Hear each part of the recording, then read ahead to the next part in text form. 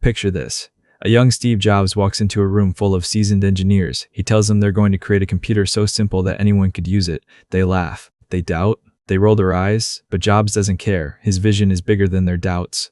That's ego, not arrogance, but the audacity to believe your vision matters enough to bring into reality. People love to say, check your ego at the door. It sounds humble, noble, almost spiritual. But here's the truth. No one tells you. If you don't have an ego big enough to believe you can do the impossible, you'll never even try. We've been trained to see ego as toxic. Yes, unchecked ego built on insecurity destroys relationships, blinds you to feedback, and makes you fragile. But the right kind of ego, it's the engine of every great achievement. It's the part of you that says, I'm capable of more than the world expects from me. Without it, you settle.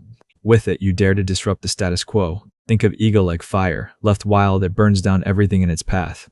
But contained and directed, it powers engines, lights cities, and forges steel. A massive ego, when harnessed, fuels mental strength, focus, discipline, and resilience.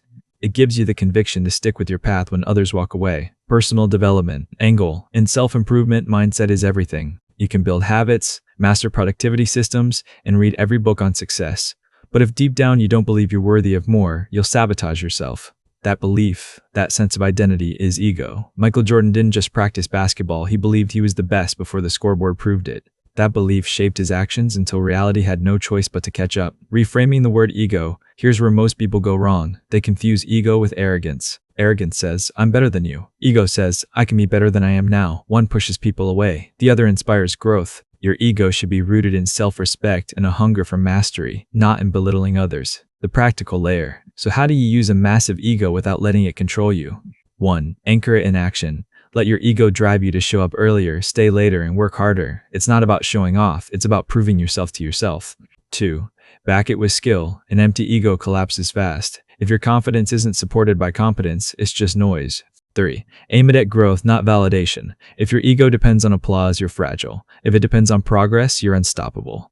The quiet power of an ego. Nobody sees. Here's the secret. The most powerful egos are often invisible. They don't need to announce themselves. They move quietly, driven by an inner certainty that they will reach the goal no matter how long it takes. They don't argue with critics. They don't beg for recognition. They just keep building, brick by brick, until the results speak louder than words. Imagine two versions of yourself. One is humble to the point of invisibility, afraid to speak up, afraid to try.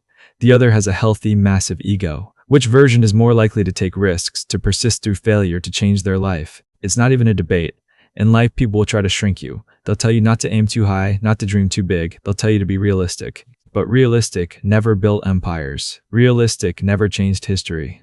Your massive ego is the shield that protects you from small thinking, and the sword that cuts through the noise of mediocrity. So no, don't kill your ego. Grow it.